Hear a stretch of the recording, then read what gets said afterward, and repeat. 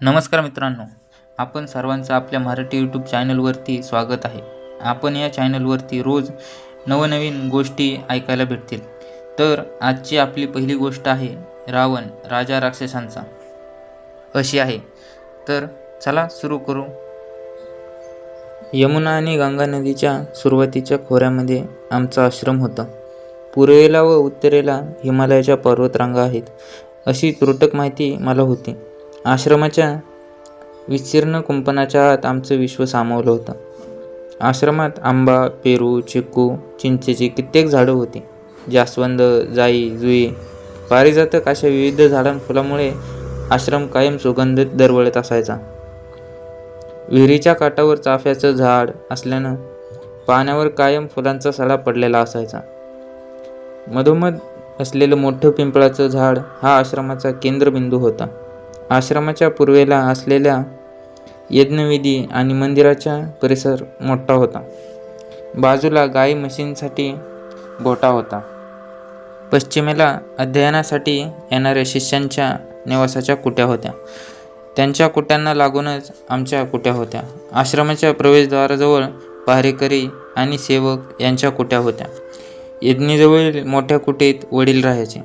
आश्रमापासून काही अंतरावर गाव असल्यानं आश्रमास लागणाऱ्या वस्तू तिथं मिळत असत. आश्रमात काही सेवक स्त्रिया होत्या. तरीही पहाटेपासून आई आणि मावश्या आश्रमाच्या कामात व्यग्र असायच्या. साफसफाई, अंगण सावरणं, दूध काढणं, गायींची काळजी घेणं, भोजन तयार करणं हा त्यांचा नित्यक्रम आम्हाला पाठ झाला होता. वडील सतत यज्ञ, पूजा आणि ध्यानात मग्न असत. पहाटे वेदपठणाच्या वेळेसच त्यांचं दर्शन आम्हाला व्हायचं. यज्ञ, धर्म आणि देवांवर यांचा विचारायची माझी इच्छा असायची, पण आमच्यात साधी चर्चाही कधी होत नव्हती. त्यांनी कधीच आम्हा भावंडांपैकी कोणालाही नावानं हाकसुद्धा मारली नाही. काही काम सांगायचं असेल तर तेही रागातच सांगतात. बऱ्याचदा वडिलांच्या रागीट आवाजातील बोलणं सहन व्हायचं नाही. एकदा त्यांच्या अशा वागण्याचं कारण आईला चिडून विचारलं होतं. तेव्हा योग्य वेळ आल्यावर तुला समजेल असं ती म्हणाली होती. वडिलांना त्यांच्या दुसऱ्या पत्नीपासून विश्रनव नावाचा एक पुत्र होता. तो देवांच्या धनाचा अध्यक्ष आणि पृथ्वीवरील सर्वात श्रीमंत अशा लंकेचा राजा होता. कधीकधी तो उडणाऱ्या रथात बसून आश्रमात यायचा. त्याच्या अवतीभोवती सैनिकांच्या गराड्यामुळे मी त्याला प्रत्यक्ष बघू शकलो नाही. फारच बेबड आणि कुरूप असल्यामुळे त्याला कुबेर असं म्हणतात. आई आणि मावशांना मात्र कुबेराचा खूप राग यायचा. आई त्याला सारख्या शिव्या घालायची. रागानं कारण विचारलं तर याचं उत्तर वेळ आल्यावर सांगेन असं सांगून विषय टाळत असे. नदीत पोहणं, मासे पकडणं, पक्ष्यांची शिकार करणं, औषधी वनस्पती शोधून हे माझे आवडीचे छंद. आईला कित्येक औषधी वनस्पतींचा उपयोग ज्ञान होता. कित्येक आजारांवर तिनं तयार केलेल्या झाडपालांचा काढा गुणकारी ठरायचा.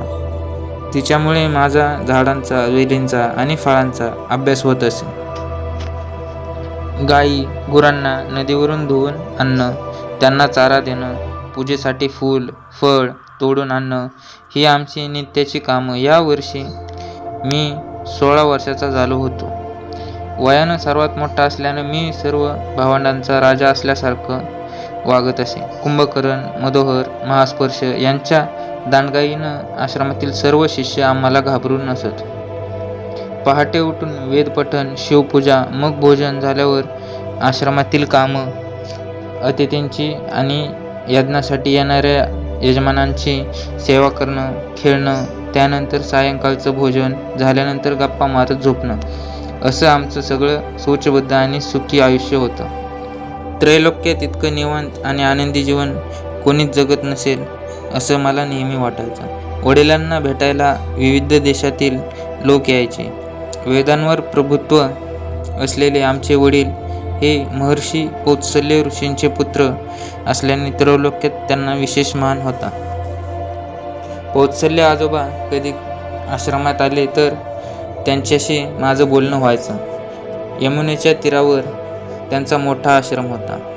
त्यांचं मृदू भाषण आणि सर्वांची आस्थेनं चौकशी करणं छान वाटायचं. कित्येक विद्वान ऋषींचे ते गुरु होते. त्यांच्यातील प्रचंड ज्ञानानं ते ब्रह्मदेवांचे पुत्र सोबत. ज्ञानाचा सागर अशी त्रैलोक्यात कौत्सल्यांची असलेली ओळख आम्हाला नवचैतन्य आणि प्रेरणा देत असे. आश्रमात येणारे बाकीचे ऋषी, यजमान किंवा राजे वडिलांशी बोलत आणि आमच्याकडे दुर्लक्ष करून निघून जात. त्यातील काही जण ऋषीपुत्र म्हणून आम्हाला मान देत असल्याने आर्य असल्याचा भाव कायम मनात ठेवून मी वावरत असे. जवळजवळ प्रदेशातील अविकसित लोकांना द्वेष वाटायचा. आपण श्रेष्ठ आहोत, उच्चकुलीन ऋषीपुत्र आहोत या गोष्टीचा कमालीचा अभिमान वाटायचा. वडिलांना भेटायला आलेले ऋषी त्यांच्याशी देव आणि असुरांच्या युद्धाविषयी चर्चा करत होते असं बिभीषण एकदा आम्हाला सांगितलं होतं. पृथ्वीवरचे सर्व असुर, दैत्य, दानव मारले जात असून देवांचा राजा इंद्र याचा विजय होत आहे. अशा बातम्या ऐकून माझा उत्साह वाढायचा. इंद्राच्या विजयासाठी आश्रमात सतत यज्ञ आणि मंत्रपठण चालत असे. यज्ञ आणि मंत्रपठण करून युद्धात इंद्राला विजय कसा मिळत असेल हे कोडं मात्र मला उलगडलं नाही. विष्णूच्या पराक्रमाच्या आणि बुद्धिमत्ताच्या वार्ता ऐकून मला स्फूर्ती यायची. अजय असा विष्णू वैदिक धर्माचा रक्षक आणि पालनकर्ता होता. विविध रूप घेऊन त्यानं हिरण्यकशिपू, हिरण्यास, अंधक, बळी आदी दैत्य दानवांचा सहज पराभव केला. विष्णुदेवांचा राजा इंद्र याचा मित्र होता. क्षीरसागरात शेष नागावर तो विराजमान असतो. इंद्र आणि विष्णूमुळे आपण या आश्रमात सुरक्षित आहोत असं वडील नेहमी सांगायचे. इंद्र ही शक्तिशाली योद्धा होता. यांना सप्तसिंधूचा राजा वृत्तासुराचा वध करून आर्य संस्कृती सिंधू नदीच्या पूर्वेपर्यंत पोचवली होती. वडील आर्य संस्कृतीचे प्रचारक असल्यानं इंद्रासोबत अग्नी, वायू, वरुण या देवांना आविर्भाग देण्यासाठी आश्रमात सतत वेदमंत्रपठण चालू असायचं. बिभीषण चोरून लपून बरंचसं ऐकून आम्हाला सांगायचा.